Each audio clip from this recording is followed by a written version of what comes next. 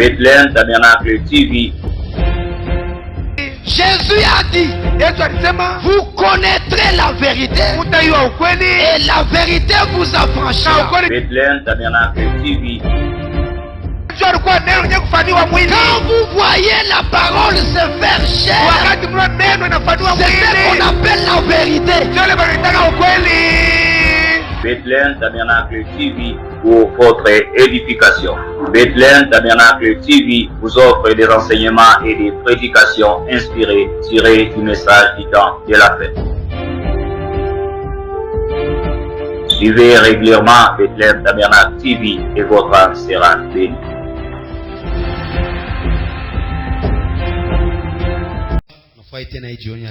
De nous retrouver dans la maison du Seigneur.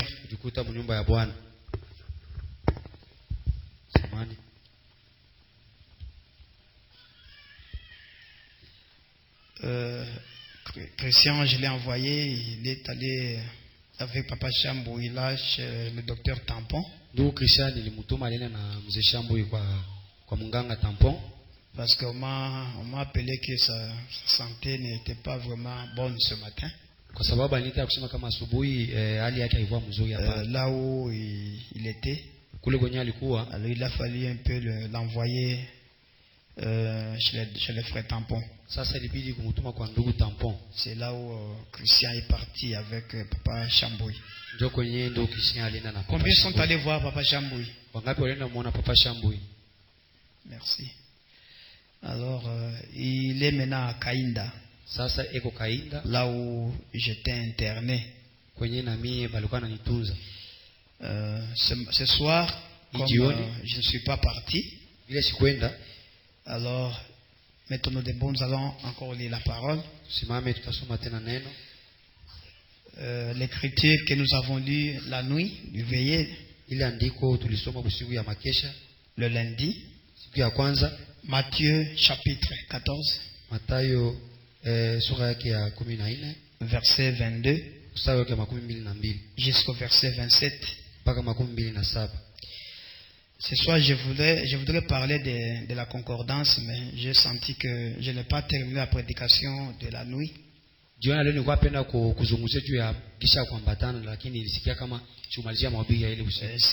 voudrais qu'on puisse terminer avec ce sujet quand les vents sont contraires.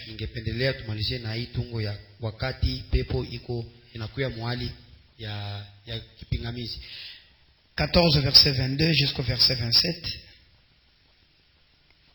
Vous êtes là? Matthieu 14, 22.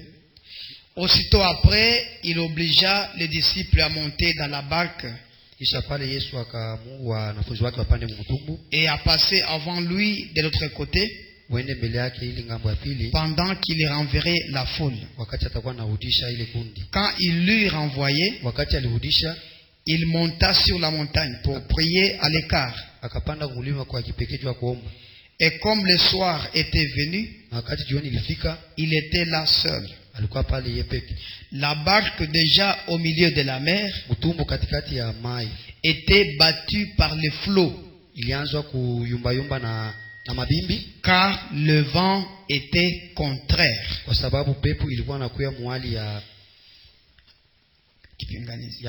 À la 4e veille de la nuit, Jésus alla vers eux marchant sur la mer. Quand les disciples le virent marcher sur la mer,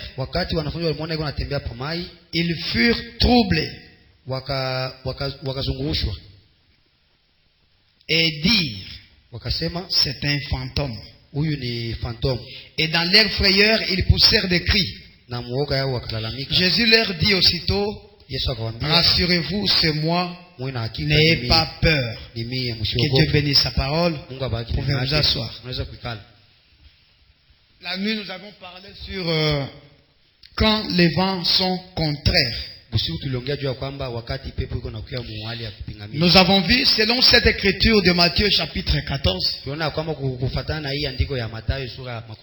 Jésus, après avoir fait des miracles, Yesu kisha kufanya miujiza, il a multiplié le pain, alizidisha mikate, les gens ont mangé, watu walikula, les gens étaient très contents. watu walifurahi. Il dit maintenant aux disciples, Anambia sasa wanafunzi wake, montez dans la barque, upande mtumbu, passez de l'autre côté. upite ile ngambo ya pili. Moi je vais à la montagne pour prier. Yeye anapanda mlima juu ya kuomba. Et Jésus est allé sur la montagne en train de prier pour ses disciples. Yesu alipanda mlima yeye anaambia wanafunzi wake, Et pendant que eux étaient déjà au milieu de la mer, wakati wao walikuwa katikati ya mai, la Bible dit qu'il y a eu un vent.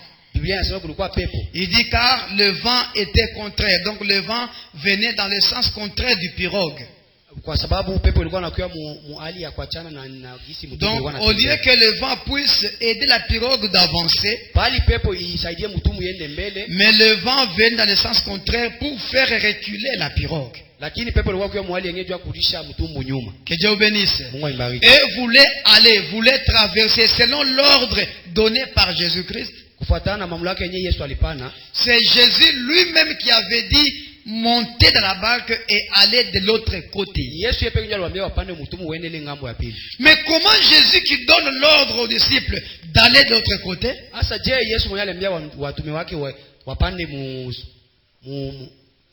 mtumu uende ile ngambo ya pili. Mais le vent vient pour bloquer leur voyage. Lakini pepo inakuja juu ya kuwaziwiza. Le vent vient pour le faire reculer.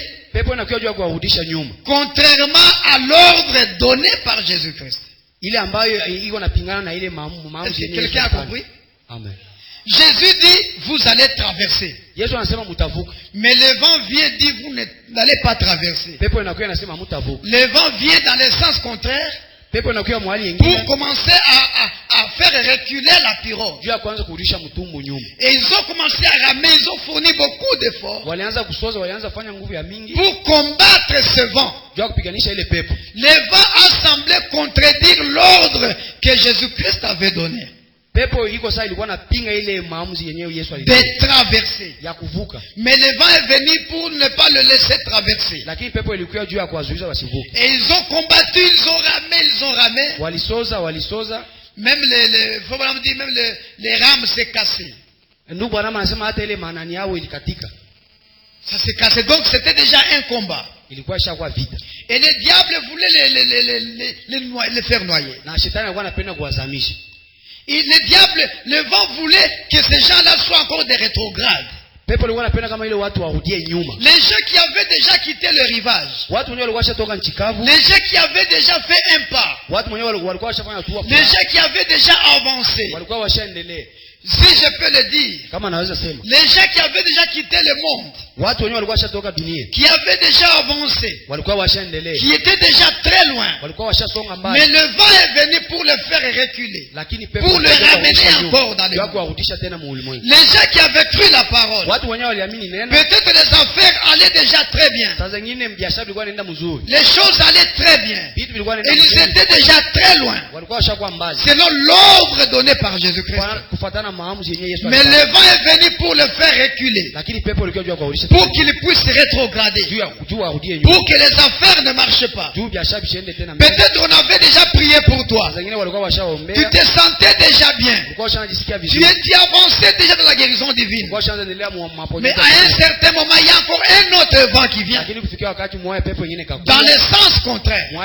Pour te ramener encore dans cet état de maladie. Pour te faire rechuter encore. Alors que tu avais déjà bien commencé. Et dès que le vent est venu, la Bible nous dit que Jésus était sur la montagne en train de prier pour eux. Il priait pour l'église. Malgré que Jésus priait pour ces gens qui étaient dans la pirogue, mais le vent venait toujours. Jésus prie. Mais le vent vient toujours. Et Jésus a laissé la prière. Il est descendu lui-même. Il arrive au rivage. Il n'y a pas de pirogue. Parce que si Jésus pouvait prendre la pirogue, cette pirogue pourrait avoir des difficultés avec le vent. Parce que le vent était sur la mer. S'il prenait une pirogue, la pirogue allait être combattue par le vent. Il a fallu qu'il puisse contourner les voies normales. Il puisse laisser la voie normale de prendre la pirogue. Parce qu'il y avait déjà urgence. Son église était déjà dans l'urgence. Son église avait un problème. Il y avait déjà la mort qui était devant l'église. Les difficultés étaient déjà dans l'église. S'il prenait encore une pirogue, ou commençait à chercher où il pouvait louer une pirogue, ça allait prendre beaucoup de temps. Alors que le vent était déjà là. Et il a contourné la voie normale. Il a marché sur les eaux sans la pirogue. Pour suivre ces gens-là, suivre son église qui était en difficulté. Est-ce que me suivez très bien? Et c'est comme ça que Jésus fait. Quand il voit que son enfant est en difficulté, et s'il y a urgence, il peut contourner ses propres lois. Il contourne les lois normales. Il fait un raccourci pour aller secourir son peuple. Quand il voit que tu as un problème, le docteur dit non, ça il faut l'opération. Dieu est capable de contourner la médecine. Au lieu de te guérir par la médecine, il voit que ça c'est trop long. Il y a beaucoup de contours. Il y a beaucoup de risques. Parce que l'opération peut même te tuer. Et quand il y a urgence, au lieu de passer par la médecine, il peut aller directement, il opère lui-même sans cicatrice. C'est que vous verrez qu'on a dit, on va l'opérer, mais Dieu le guérit sans opération. C'est Dieu qui contourne la voie normale. Parce que son peuple est dans les besoins. Parce que son fils est dans les besoins. Et quand Dieu veut bénir son fils, il n'y a pas une seule formule. Donc il y a une formule là que Dieu doit suivre. Donc pour te bénir, il faut ça, il faut ça, il faut ça. Ça dépend des circonstances. Il y a des fois où Dieu contourne même ses propres lois pour bénir son fils. Est-ce que me suivez très bien? Alors il a marché sur les eaux et il les a suivis. Mais quand les disciples l'ont vu, comme c'était la nuit, comme ils avaient déjà peur, parce que la mort est une chose que nous détestons tous, mais c'est un soulagement béni. Ces gens-là craignaient déjà la mort. Ils avaient peur de la mort. Et c'était la nuit. Imaginez-vous, pendant que vous êtes en train de crier, vous voyez la mort devant vous. Les vents étaient devant. Mais ils ont jeté un coup d'œil en arrière. Ils ont vu quelqu'un qui venait et qui piétinait l'eau, qui marchait sur les eaux. Ils n'avaient jamais vu ça de leur vie. Ils n'avaient jamais lu, même dans la Bible, qu'il y avait quelqu'un qui avait marché sur les eaux. C'était pour la première fois qu'ils ont vu un tel phénomène. Alors devant il y avait un vent qui les faisait peur. Maintenant, dans cela, ils ont vu encore derrière quelqu'un qui marche sur les eaux. Mais ça ajoutait encore la peur. Il pouvait penser, peut-être celui qui est derrière nous, c'est ce démon qui nous envoie le vent devant nous. Comment pendant que nous voyons déjà la mort, il y a un vent devant nous, et on voit encore quelqu'un derrière nous sur l'eau? Ils pouvaient aussi s'imaginer comme tout être humain. Parce qu'ils ont dit c'est un fantôme. Donc ils pouvaient aussi penser que c'est ce fantôme qui veut nous tuer. Ils ont crié fantôme, fantôme. Jésus les a regardés. Il a compris que c'était la peur. Parce que quand quelqu'un a peur, il appelle n'importe quoi démon. Même quand les chats pleurent la nuit dehors, quand quelqu'un a déjà peur, les chats là deviennent démons. Alors que les chats, c'est une créature que Dieu a créée. Et les chats, chaque animal a son cri. A sa façon de crier, sa façon de pleurer. Et les chats, la façon dont Dieu l'a créé, c'est comme ça qu'il crie. Mais quand quelqu'un a déjà peur, tout devient diable. Tout ce qu'il voit devant lui, c'est le diable. Ils ont appelé Jésus-Christ démon. Alors que Jésus venait pour les secourir. Leur seul espoir. Leur seul espoir. C'était Jésus-Christ. Leur seul espoir, c'était Jésus-Christ. Mais ils ont appelé Jésus-Christ démon. Lui qui venait secourir. Alors que ces mêmes disciples, les mêmes jours, ils appelaient Jésus fils de Dieu. Quand il a multiplié les pains, ils ont dit tu dois être le roi d'Israël. Nous n'avons jamais vu un homme comme toi. Quelqu'un qui donne les pains. Quelqu'un qui donne la parole. Non, tu es spécial. C'était le même jour. Après avoir mangé le pain, ils l'ont appelé roi d'Israël. La nuit, le vent est venu. Les mêmes personnes qui l'avaient appelé roi d'Israël l'ont appelé Belzéboul, l'ont appelé fantôme, l'ont appelé démon, parce qu'ils avaient peur. Est-ce que tu veux très bien? Le même Dieu que les gens crient, le même Dieu que les gens prient dans les églises. Mais quand il vient les secourir, il appelle diable. Les gens ont réclamé. Oh, que Dieu nous envoie la parole. Que Dieu nous envoie la parole. Au cours des âges. Les gens ont réclamé la parole. Et dans cet âge, Dieu a envoyé la parole par un prophète, William Marion Branham. Mais quand c'est les mêmes personnes qui réclamaient la parole, quand la parole est venue, ils ont dit faux prophète.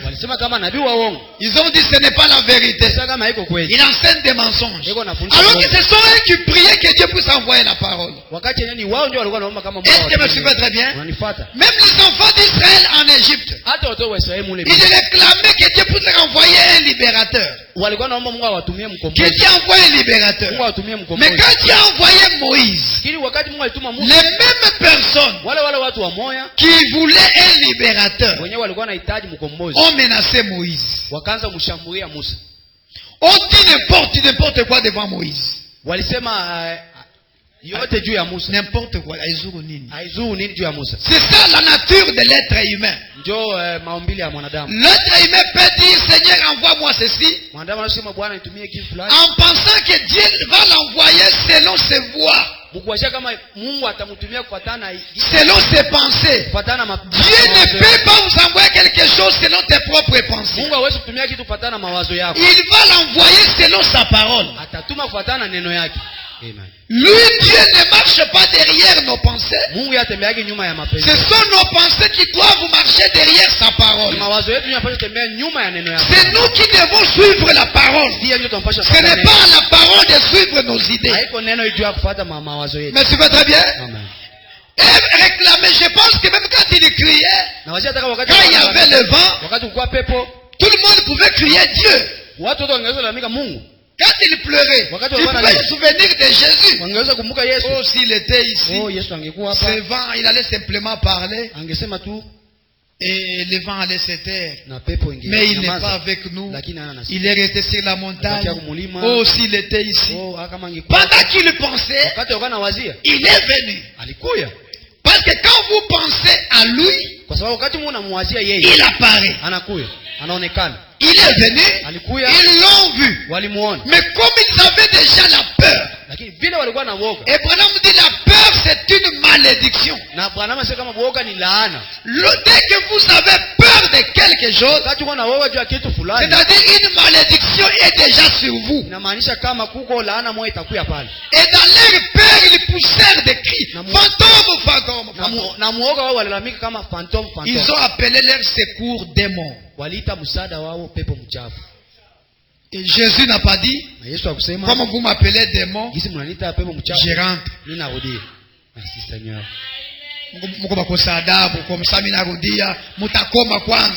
Moi je suis venu pour vous secourir. Maintenant vous me traitez des mots comme ça, je vais vous laisser. Il n'a pas dit ça. Il n'abandonne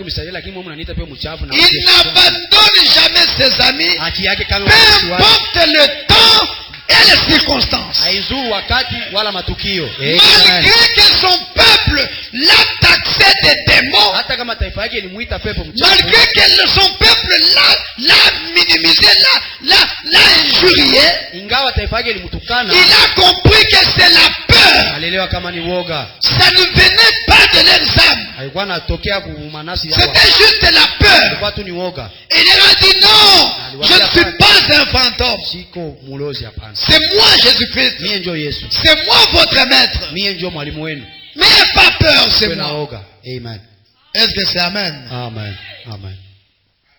Et Pierre a dit, ah bon? Donc c'est lui? Maître, si c'est toi, que je sois tellement convaincu que c'est toi, pas simplement en parole, comme tu as dit, oh c'est moi, c'est moi. Non, non, que je sois convaincu que c'est toi. Permets que je marche comme toi. Là je vais croire. Fais un miracle. Que je puisse accepter que c'est toi. Que je marche comme toi. Il dit marche. Et Pierre est sorti. Il a piétiné l'eau. Et il a marché. Que Dieu bénisse. Il a marché. Il a marché. Il a marché. Frère Branham dit, il a regardé derrière lui. Il a vu les disciples qui étaient dans la barque. Alors que lui marchait comme le maître. Il les a regardés. Il a eu l'orgueil. Il a dit à ses frères qui étaient dans la barque, voyez-vous quelle grande œuvre j'accomplis? Vous voyez l'œuvre que j'accomplis maintenant? Et après avoir dit ça, il a regardé devant lui. Il a vu les vagues. Après l'orgueil, l'orgueil a fait que ses yeux puissent voir les vagues. Alors que même quand il marchait, les vagues étaient toujours là. Dieu n'avait pas arrêté les vagues. Quand Pierre marchait, les vagues étaient toujours là. Mais Pierre ne voyait pas les vagues. Est-ce que je me très bien? Pierre ne voyait pas le vague. Et il a marché. Mais dès qu'il a regardé ses frères, il a voulu se distinguer avec eux. Il dit, voyez-moi comment je marche. Vous êtes dans la pirogue, mais moi je marche comme le maître. Voyez, moi je ne suis pas comme vous. Moi je suis comme le maître. Dès qu'il a eu cela en son esprit, cela a couvert ses yeux. Et il a commencé à voir des vagues. Et dès qu'il a vu les vagues, il a eu peur. Et il s'est enfoncé. Et le Seigneur c'est pour moi. Et Jésus l'a relevé. Mais vous très bien?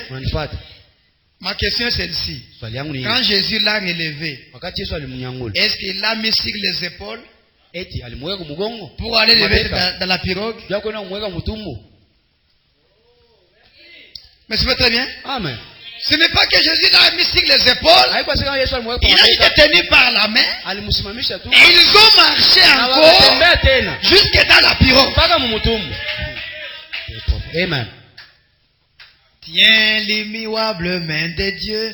Lorsque vous tenez la main de Dieu, que le vent vienne, que la tempête souffle, tout ce qui peut se faire, lorsque vous êtes entre les mains du Maître, même si vous n'avez pas la foi, Amen. Amen. Amen. Pierre n'avait plus de foi. Il voyait les vagues, mais malgré le manque de foi, comme il était encore entre les mains du Maître, il ne pouvait pas mourir. Amen. Amen. Même si tu n'as pas la foi, sois sûr que ta vie est entre les mains du Maître. Amen. Seigneur, secours-moi, tiens-moi par la main. Je n'ai pas de foi, tiens-moi par la main. Est-ce que tu vas très bien? Amen. C'est ce qui est très important. C'est être entre les mains du Maître. Amen. Et nous avons vu la nuit que quand les vents sont contraires, il faut un autre vent pour calmer ce vent-là. Parce qu'ils avançaient et les vents venaient dans le sens contraire pour les ramener, pour les faire chuter. Que ça soit dans les commerces, le diable voulait le faire chuter. Dans la bonne santé, dans la vie spirituelle, à un certain moment tu priais beaucoup, tu venais à l'église à temps, tu avais le zèle de l'évangile, mais à un certain moment il y a eu un vent dans le sens contraire. Vous avez commencé à sentir un refroidissement, un découragement, une froideur d'aller à l'église. C'est un vent. Branham dit vent dans la Bible signifie trouble, guerre, problème, conflit, difficulté. C'est ça le vent. Ce sont des difficultés qui t'arrivent contrairement à ta pensée, contrairement à ton désir, contrairement à tes ambitions. Toi tu veux servir Dieu, tu vas voir à un certain moment tu deviens courageux, à un certain moment tu sens une froideur. C'est un vent qui est venu dans le sens contraire. Tu n'as pas voulu ça. Maintenant pour calmer ce vent-là, alléluia, Amen, il faut un autre vent qui viendra aussi du sens contraire de ce vent, de ce premier vent. Et quand les deux vents vont se rencontrer, le vent qui est plus fort va faire reculer l'autre vent. Et c'est pourquoi nous avons vu la nuit que quand ils étaient dans la pirogue, le vent ici que le diable envoyait dans le sens contraire de la pirogue, c'était pour faire reculer la pirogue. Mais ils ont vu une autre personne. Ils ont vu Jésus venir derrière eux. Mais tu veux très bien? Amen. Et Jésus, c'est Dieu lui-même.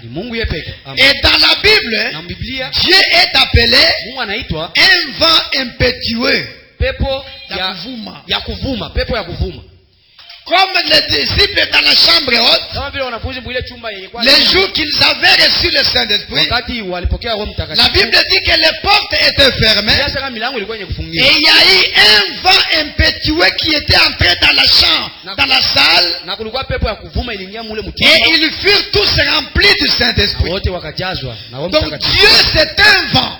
Un vent impétueux. Lui est venu derrière eux, alors que le premier vent venait devant eux. Ils se sont retrouvés au milieu des deux vents. Est-ce que tu vas très bien? Amen. Ils étaient maintenant au milieu des deux vents. Un vent qui était devant et un autre qui était derrière. Mais entre les deux vents, il y avait un vent qui était le créateur d'un autre vent.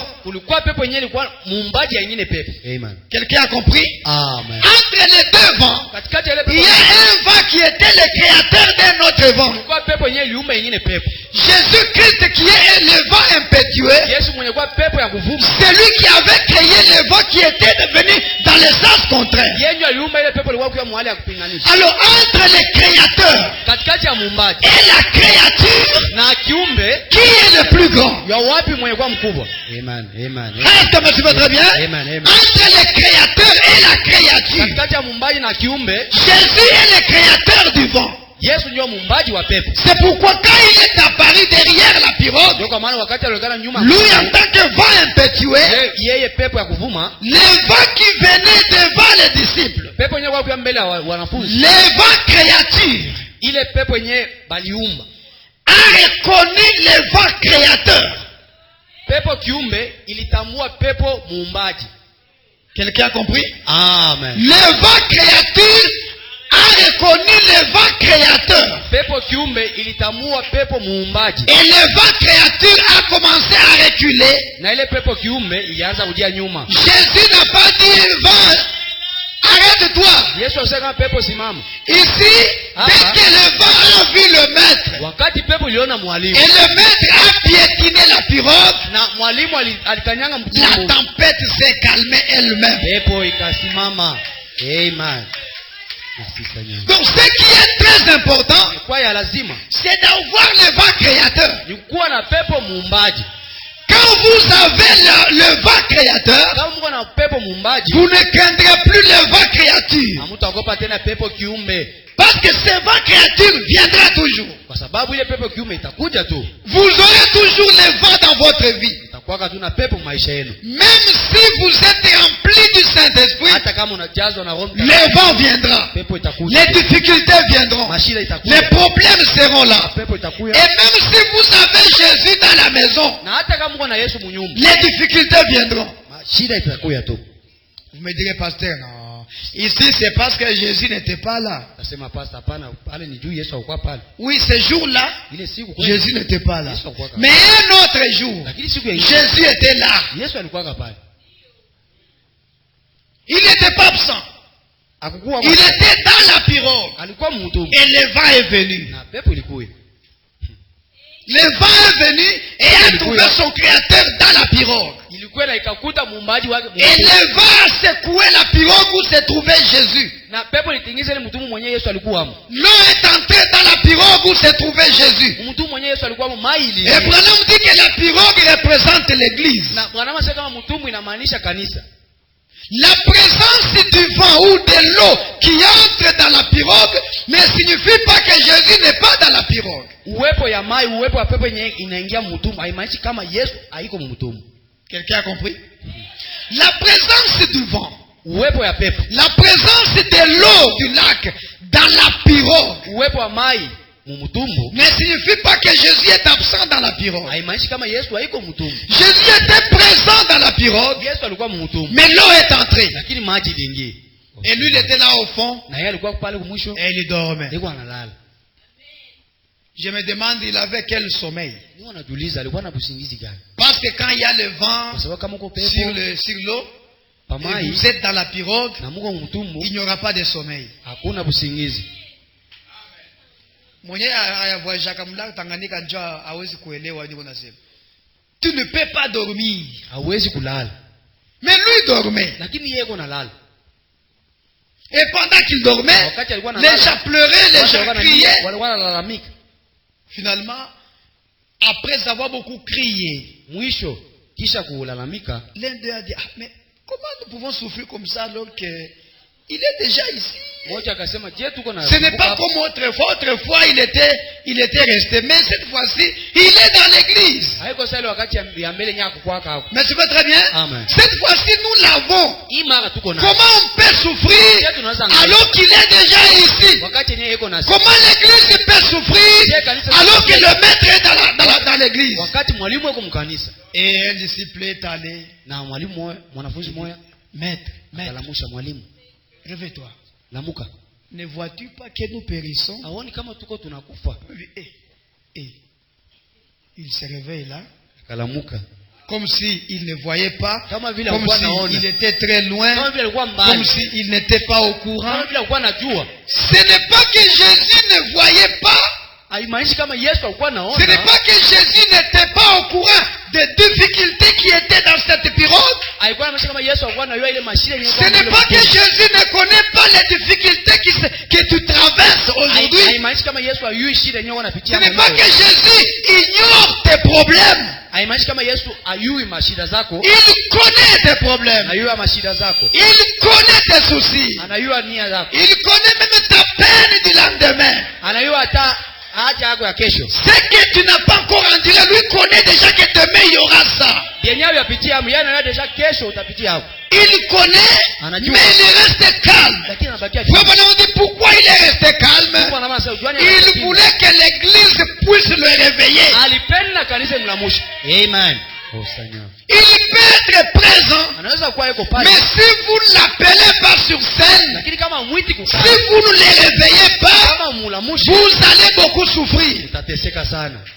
Il a fallu qu'elle-même puisse reconnaître sa présence dans la pirogue.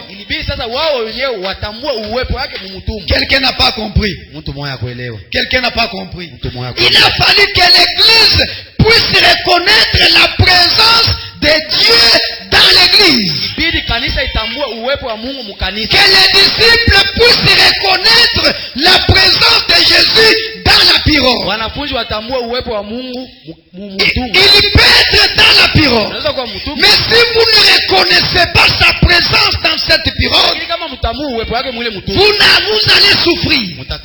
Il peut être dans ta vie. Il peut être dans ton âme. Mais si vous ne reconnaissez pas qu'il est en vous, vous allez souffrir. Pasteur, est-ce que quelqu'un peut souffrir tout en ayant Dieu en lui? Oui.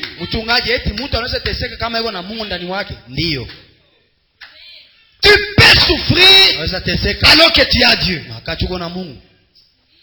Je vous avais déjà lu l'histoire de cette femme.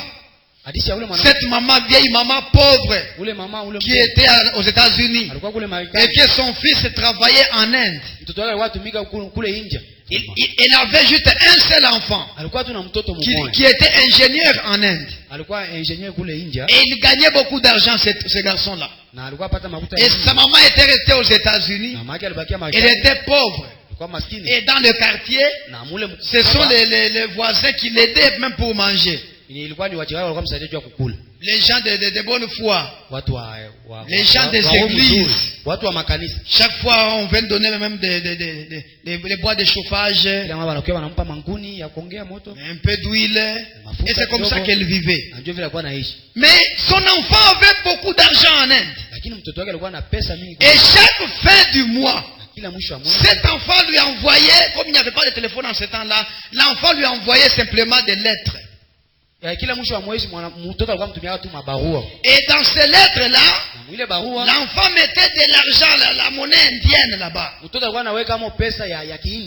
Et écrivait des belles paroles à sa mère, comment maman je t'aime, mais maman je pense à tout ça. Et à l'intérieur, elle glissait quelques billets. Et comme la maman ne connaissait pas la monnaie indienne, elle n'avait jamais vu l'argent indien. Après avoir lu la lettre, elle voyait ces photos-là. Elle disait que ce sont des belles photos de l'Inde. Il y avait des animaux, des oiseaux, des paysages. Elle prenait ces billets-là et mettait dans sa Bible. Ah, des belles photos. Mon enfant m'aime beaucoup. Il m'envoie même des photos de l'Inde. Chaque fin du mois, il y a des photos. Après avoir regardé, elle met dans la Bible. Elle a souffert de la pauvreté. Beaucoup d'années elle a souffert. Finalement les voisins sont venus. Les gens des églises sont venus. Ils ont dit maman, toi tu souffres beaucoup. Donc dans ta vie tu n'as pas eu d'enfant. Dit oui, j'ai un enfant. Il est en Inde. Il est ingénieur. Ingénieur en Inde. Donc c'était un mauvais garçon. Comment un ingénieur peut laisser sa maman être mendiante comme ça? Ton enfant a un mauvais cœur. Il a dit non. Mon enfant, c'est un bon garçon. Chaque fin du mois, il m'envoie des lettres. Des belles paroles. C'est un enfant qui m'aime tellement. Je ne sais pas pourquoi il ne m'envoie pas l'argent, mais quand il m'écrit, ce sont des belles paroles et ça prouve que cet enfant m'aime. Et dans la lettre, chaque fin du mois, il y a des photos, il m'envoie des photos de l'Inde et tout ça. Les gens ont dit, ah bon, voyons un peu les photos qu'il t'envoie. La maman a pris sa vieille Bible. Alléluia. Amen. Elle a pris sa vieille Bible. Elle a pris la parole de Dieu. Elle a ouvert. Elle a commencé à faire sortir des photos, ce qu'elle appelait des photos. Elle a présenté beaucoup de photos là-bas. Elle a présenté aux gens. Les gens vont dire, maman, ce ne sont pas des photos. C'est l'argent de l'Inde. Alors, ces gens-là l'ont aidé pour aller maintenant changer ça en dollars. Quand on a converti la monnaie indienne en dollars, c'était la femme la plus riche du quartier. Vous voyez qu'elle souffrait tout en ayant l'argent. Pourquoi? Elle ne connaissait pas la valeur de ces choses qu'elle mettait dans la Bible. Donc quelqu'un peut souffrir tout en ayant Jésus-Christ. Si il ne reconnaît pas la présence et la valeur de ce Jésus-là, mais tu fais très bien. Amen. Si tu ne reconnais pas la valeur de Jésus et sa présence, tu peux souffrir longtemps. Jésus était dans la pirogue, mais elle souffrait. Jusqu'à ce qu'ils ont reconnu que quelqu'un a compris comment nous pouvons souffrir comme ça alors que nous sommes avec lui dans cette pirogue. Comment l'église peut souffrir comme ça alors que dans notre église il y a un Dieu vivant. Comment ma vie peut être comme ça alors que j'ai cru à un Dieu vivant. Comment je peux manquer le travail comme ça alors que j'ai cru à un Dieu vivant. Comment ma vie peut être une vie de rétrograde chaque jour alors que j'ai cru à un Dieu vivant. Ta vie sera changée le jour où tu comprendras que la présence de Dieu est dans ta vie. Amen. Jésus devient un secours qui ne manque jamais autant de détresse. C'est lorsque vous reconnaissez sa présence. Quelqu'un peut dire Amen. Amen. C'est comme l'histoire que je vous ai racontée de cet homme qui cherchait, qui vendait des véhicules. Lui ne voulait pas aller à l'église. Mais sa femme allait à l'église. Elle disait, moi, le jour de Dieu là, à l'église, non. Mais un jour, quand il voulait faire sortir la clé dans sa poche, il a trouvé un petit papier où c'était écrit, où passeras-tu ton éternité. Après avoir lu, il a commencé à sentir en lui le désir de chercher Dieu. Donc après cette vie, il y a l'éternité. Où est-ce que je vais passer? Et il a commencé à avoir la soif de chercher Dieu. Écoutez, il a souffert. Il est parti d'église à l'église. Il arrive dans une église, il explique au pasteur. On lui dit, oh vraiment Dieu te bénisse. Nous allons prier pour toi jusqu'à ce que tu vas parler à langue. Si tu parles à langue, donc tu les reçois. Il a dit ok. Ils ont prié. Il a parlé à langue. Ils lui ont dit, tu l'as déjà reçu. Dès qu'il est rentré à la maison, il a senti en lui, ça ne va pas. Je manque quelque chose. Il y a encore un vide. Il va dans une autre église. Il a expliqué au pasteur. Il dit, oh non, tu ne l'as pas encore reçu. On va prier pour toi. Tu vas sentir la paix. dans les cœurs. Dès que tu sens la paix, donc c'est le Saint-Esprit. Ils ont prié, ils ont chanté. Il a senti la paix. Il s'est réjoui. Il arrive à la maison, il sent encore quelque chose dans le cœur. Ça ne va pas. Je manque quelque chose. Il a souffert avec ça. Il est entré ici, il est entré ici, il est entré ici, en train de chercher le Saint-Esprit. Il trouve maintenant un groupe de gens, les croyants du message de Frère Branham. Il leur a expliqué ce qui était arrivé avec les petits papiers, comment il avait ramassé, comment il avait lu 2 fois, 3 fois. Ils lui ont dit, ah mon ami, notre ami, tu as déjà blasphémé. Tu as déjà dépassé la ligne de grâce. Pour toi, il n'y a plus de pardon. Mais il n'y a qu'une seule personne qui peut te ramener. C'est Branham. Branham, c'est qui? Branham, c'est notre prophète. Prends l'adresse. On lui donne l'adresse. Il va chercher Frère Branham. Qui n'a jamais vu. Il va, il suit l'adresse. Oh, c'est ici. Il entre, il trouve un homme là très court, avec la calvitie, en salopette, en train de tondre la gazon. Il dit, bonjour monsieur, bonjour. Je cherche Frère Branham. Frère Branham dit, tu cherches Frère Branham? Il dit, oui, oui. Il dit, c'est moi. L'homme regarde. Par rapport à l'histoire qu'on lui a racontée, que c'est un homme, lui, même si tu as blasphémé, il peut te ramener. Maintenant, il voit maintenant l'homme qui est devant lui. Il essaie un peu de marier l'homme et les paroles qu'on lui a dit. Il n'y avait pas concordance. Il dit non, non, moi, je cherche Frère Branham. Je t'ai dit que c'est moi. L'homme a douté. Branham dit ok, entrons dans la maison. Ils arrivent au salon. Il dit c'est moi Frère Branham. Ah non, c'est vous. Il a commencé à raconter Frère Branham. Je cherche le Saint-Esprit. Regardez ce qui est arrivé. J'ai lu les papiers 3 fois. Je suis allé là-bas. On a prié pour moi, tout ça. Jusqu'à présent, je n'ai pas reçu le Saint-Esprit. Il a souffert, cet homme. Branham l'a regardé. Il dit, ah bon? Donc tu es en train de chercher le Saint-Esprit. Il dit, oui, oui. Mais tu l'as déjà. Tu as déjà le Saint-Esprit. Il dit, non, comment ça? Il dit, je vais te le dire le jour où tu l'avais reçu.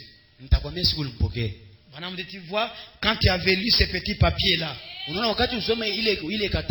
la première fois, tu as lu, tu as jeté dans la poubelle. Tu voulais partir, tu as senti l'esprit te dire, rentre, lis encore. N'est-ce pas ça? Il dit oui, oui. Ok, quand tu avais lu pour la première fois, tu étais justifié. Quand tu es rentré lire pour la deuxième fois, tu as été sanctifié. Tu as jeté encore, tu voulais aller. La voix t'a dit va lire pour la troisième fois. Et quand tu es venu lire pour la troisième fois, c'est en ce temps-là, à ce moment-là que tu avais reçu le Saint-Esprit. Et c'est ce Saint-Esprit-là qui t'a donné la soif de le chercher. Parce que l'homme ne cherche pas Dieu. C'est Dieu qui cherche l'homme. Dès que vous sentez la soif en vous de chercher Dieu, ce n'est pas vous. Cette soif-là, c'est Dieu lui-même. Il dit, donc tu veux dire que tous ces temps-ci, moi, j'avais déjà il dit oui, oui. Il a commencé à sauter, il a sauté dans la maison. Vous voyez que cet homme a souffert. Branham ne lui a pas donné le Saint-Esprit. Il avait déjà le Saint-Esprit. Et il souffrait tout en ayant le Saint-Esprit. Il a quitté telle église pour entrer dans telle église. Il a changé d'église en cherchant le Saint-Esprit alors qu'il avait déjà le Saint-Esprit. Branham n'a pas prié pour lui. C'est comme a dit à frère Branham. Comme j'ai déjà le Saint-Esprit, prie pour moi. Branham dit, ça n'a pas d'importance. Tu l'as déjà. Est-ce que Branham lui a donné le Saint-Esprit? Non, Branham l'a aidé à découvrir seulement qu'il avait déjà le Saint-Esprit. À reconnaître la présence de Dieu dans sa vie. Reconnaître la présence de Jésus-Christ dans sa vie. Et dès qu'il a reconnu, c'était tout. Même la crainte, la peur qu'il avait, les doutes qu'il avait, tout était parti sans la prière. Amen. Quelqu'un peut dire Amen. Donc ce qui est très important, c'est de reconnaître la présence de Dieu dans ta vie. Et ça enlève la peur. Quand quelqu'un n'est pas sûr qu'il a Dieu, il va craindre n'importe quoi. Mais quand quelqu'un est sûr de son Dieu, il n'a plus peur. Est-ce que c'est Amen? Il n'a plus peur. Vous voyez? Donc quelqu'un peut souffrir tout en ayant Dieu. S'il ne reconnaît pas la présence de ces dieux-là. Pour la première fois, les disciples avaient souffert dans la barque, car Jésus n'était pas dans la barque. Mais pour la deuxième fois, ils ont souffert, mais Jésus était présent. Mais il dormait. Et avait oublié que Jésus était là. Mais dès qu'ils ont eu la connaissance, l'esprit les a réveillés. Il est ici. Maître, réveille-toi. Et c'était la fin du discours. C'était la fin du trouble.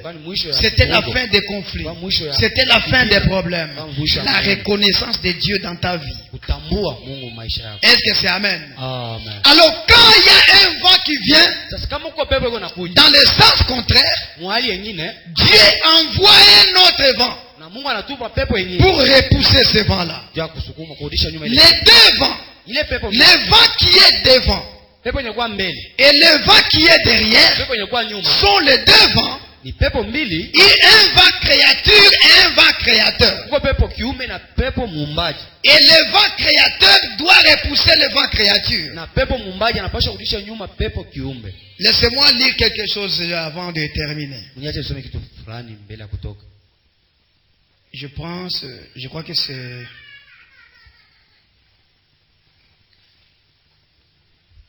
Qu'entends-tu, Élie? Paragraphe 48. Vous entendez-vous à ce qu'il arrive? Vous attendez-vous à ce qu'il arrive quelque chose? Vous attendez-vous à voir le mouvement? L'agitation de l'eau?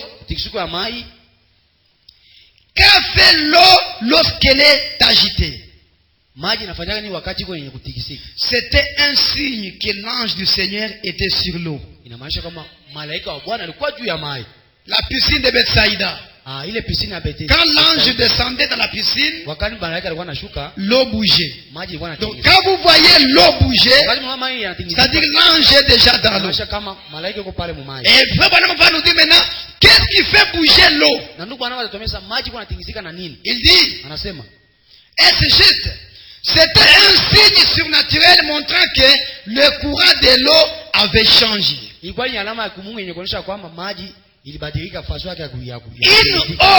agitée quand le courant va dans un sens et que le vent la refoule dans l'autre sens. Mais tu veux très bien? L'eau est agitée, c'est quand le courant va dans un sens et que le vent le refoule dans l'autre sens.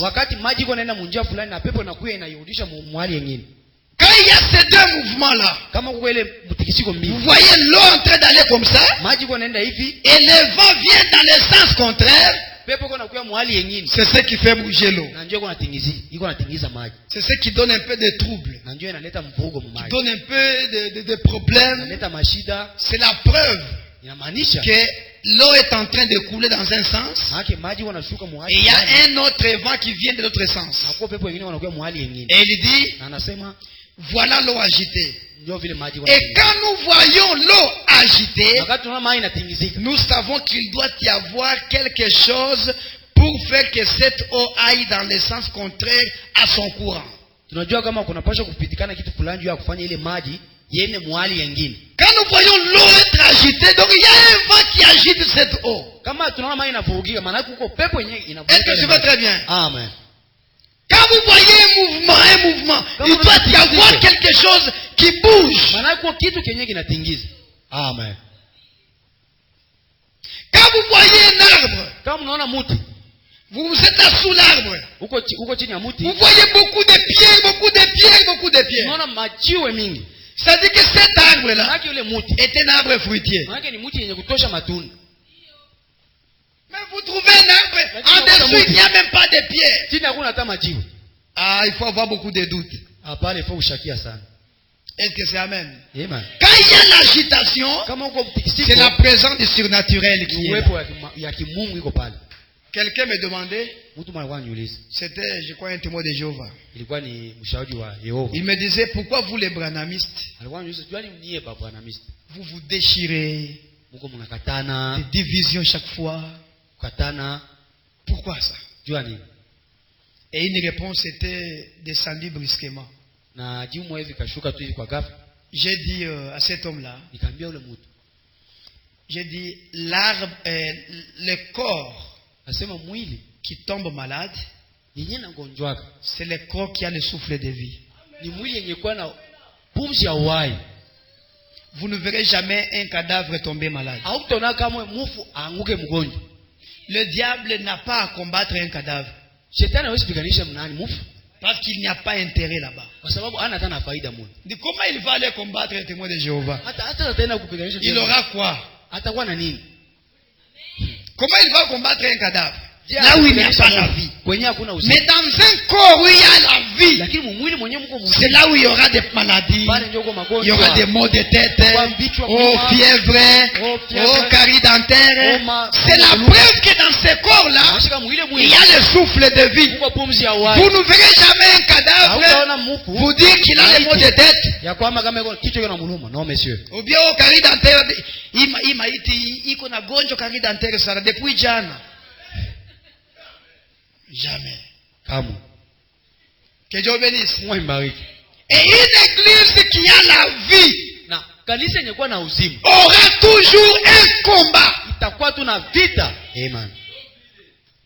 Et c'est un combat continuel. Une guerre qui change simplement de forme. Il échoue de ce côté s'il prend une autre forme. Que Dieu bénisse. Frère Branham, il a vu son église avancer. Il y avait les dons, les prophéties. À un certain moment, il y a eu un désordre. Les dons commençaient à opérer en désordre. Même le pasteur Neville lui-même a commencé à donner de fausses prophéties. Le diable...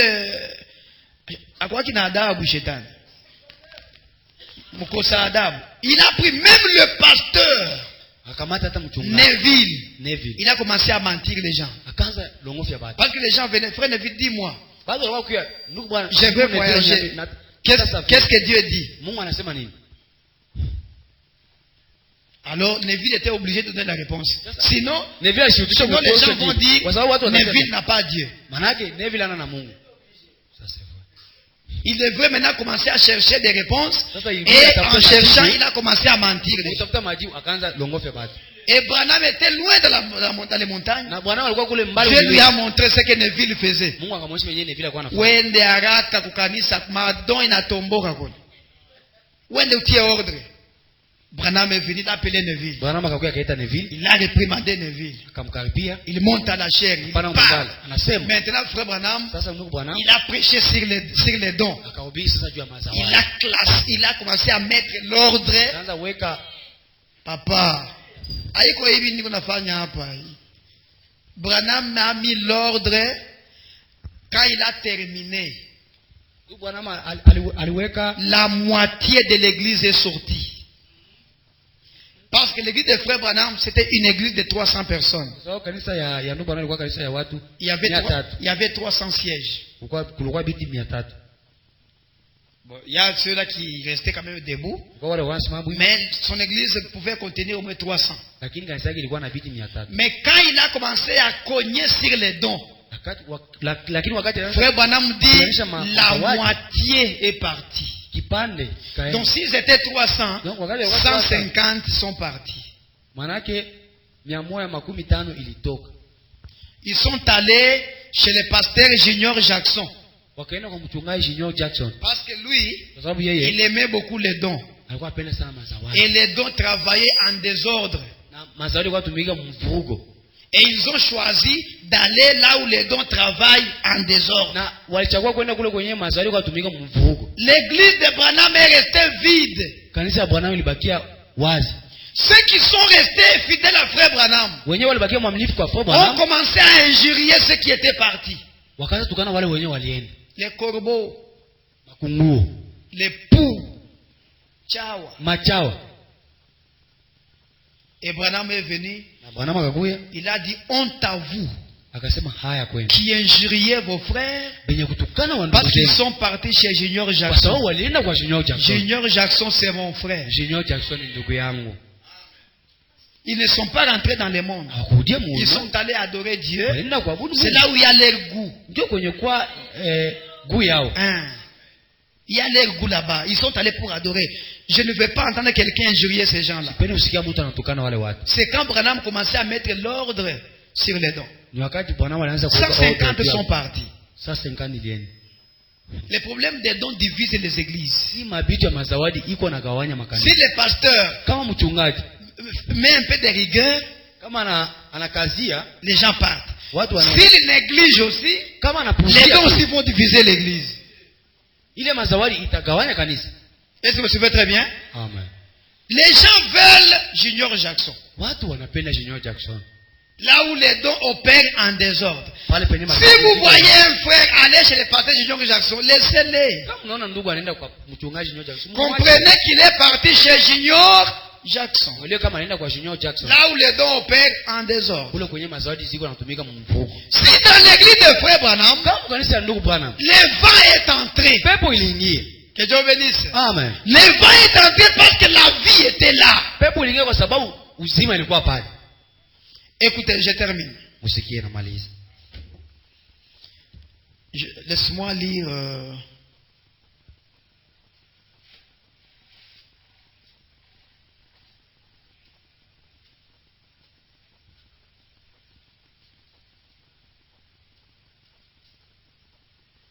Je crois que c'est...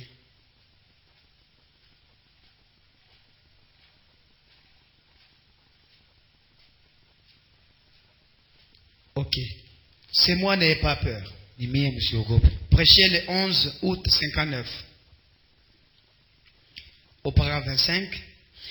Et à ce moment-là, le vent s'est mis à souffler. Les vagues ont commencé à déferler sur la barque. Les serviteurs de Satan avaient la parole. Il y a toujours des troubles quand il prend la parole. Les vagues déferlaient en furie. Les vents soufflaient de plus en plus fort. Sans doute que Satan lui-même faisait briller ses yeux de lézard, disant: je vais les effrayer à mort et ensuite les noyer. Cette fois-ci, je les ai eus sans lui. Jésus n'est pas là. Et les vents soufflaient tellement dans le sens contraire que la barque fut complètement remplie d'eau. Mi remplie d'eau. ilikuwa ishajazwa na maji katikati. Et les rames se cassèrent. Na ile kusoza hapo ile mamiti hapo ilikatika. Et ces immenses moutons alors qu'elle s'élevait, faisait balloter la barque, tout espoir était perdu. Et quand il n'y avait plus d'espoir, après qu'ils furent ballottés d'une vague à une autre, et peut-être qu'il y a des gens assis ici ce soir qui sont dans cette même condition, qui sont ballottés d'une vague à une autre, épreuve après épreuve, problème après problème. Et quand vous regardez, quand il y a déjà le vent ici, Saba, vous allez voir comment les vagues marchent. Hein? Vous avez pensé que après ces vagues, il n'y a pas une autre derrière. Ça arrive, il y a un autre qui vient. Tu penses que bon, l'épreuve est terminée? L'épreuve, j'arrive. L'autre vient. Parce que non, après ça, il n'y aura plus d'autre. L'autre vient. Et Branham dit, peut-être que vous avez ardemment désiré trouver Dieu. Vous avez été ballotté d'une église à une autre, d'une dénomination à une autre, en portant votre lettre d'affiliation d'une église à une autre, de chez les méthodistes aux pentecôtistes, aux presbytériens, aux luthériens, aux pentecôtistes, aux nazaréens, juste vague après vague. Ou peut-être que vous êtes ballotté d'un cabinet de médecins à un autre. Tu étais à Al-Karim, tu es maintenant chez Dr Tampon. Tu étais à Afiabora, tu es à l'hôpital général. On dit non, cette maladie ici vraiment ça ne tient pas, il faut aller là-bas. Il dit, les vagues en furie de la maladie vous ont amené chez un médecin. Il vous a consulté et a dit, il n'y a rien que je puisse faire. Une autre vague vous enverra à une clinique, uniquement pour entendre le médecin dire, votre cas est à un stade avancé. Il n'y a rien qu'on puisse faire pour vous. Mais alors que tout espoir était perdu, il est arrivé de regarder. Ils ont vu quelqu'un marchant sur l'eau.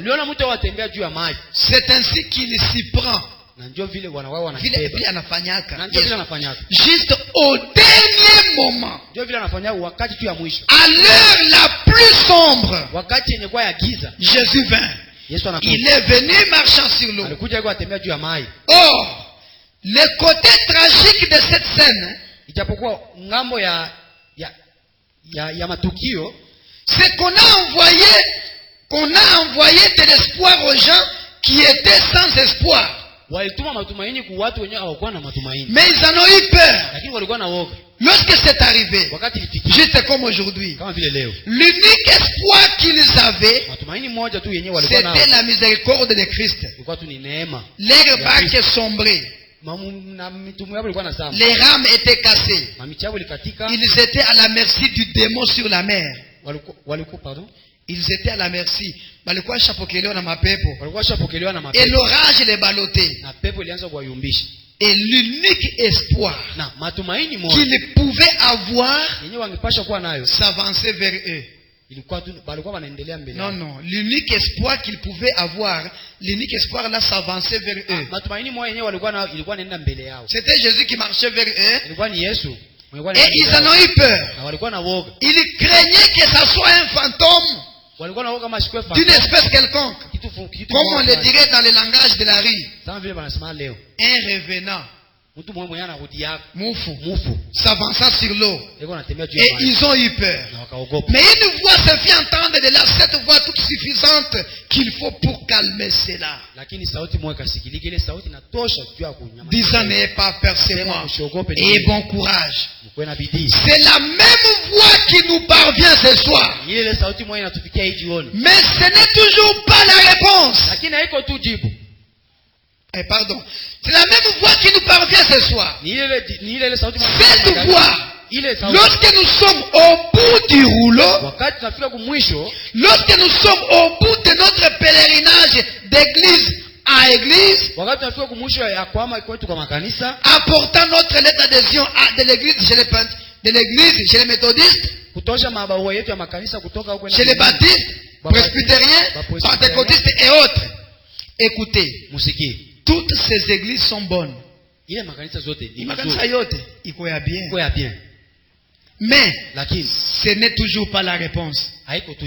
Unawazia ukiama Bethlehem njoo mambo inaisha. Ukiama Bethlehem njoo unapata kazi. Unapata Bethlehem njoo unataka kuwa Abraham. Toutes ces églises sont bonnes. Mais ce n'est pas la réponse. Lorsque vous alliez d'un cabinet de médecin à un autre, à une clinique, tout cela c'est bien. Mais ce n'est toujours pas cela votre réponse. Ils vous ont laissé tomber. La réponse se trouve dans la salle ce soir. Quittez Bethléem pour aller ailleurs. Quitter l'église pour aller ailleurs, ce n'est pas la réponse. Aller chez les médecins, ce n'est pas la réponse. Il dit la réponse se trouve dans la salle ce soir. Le Saint-Esprit de Dieu, c'est ça la réponse. N'ayez pas peur de cela. Cela ne rend pas fanatique. Ne rend pas fanatique. Cela change les fanatiques en saints. N'ayez pas peur de cela, c'est votre unique espoir. Lorsque la petite barque était en plein milieu de la mer et que les vagues venaient dans le sens contraire, il était assis là, observant cela. Il n'est pas assis sur une montagne ce soir, mais il est assis dans la gloire. Son œil est sur les passereaux. Et je sais qu'il veille sur nous. Il connaît combien les vagues vous sont opposées. Il connaît les difficultés qui sont devant vous. Il connaît vos problèmes qui sont devant vous. Il connaît la maladie qui est devant vous.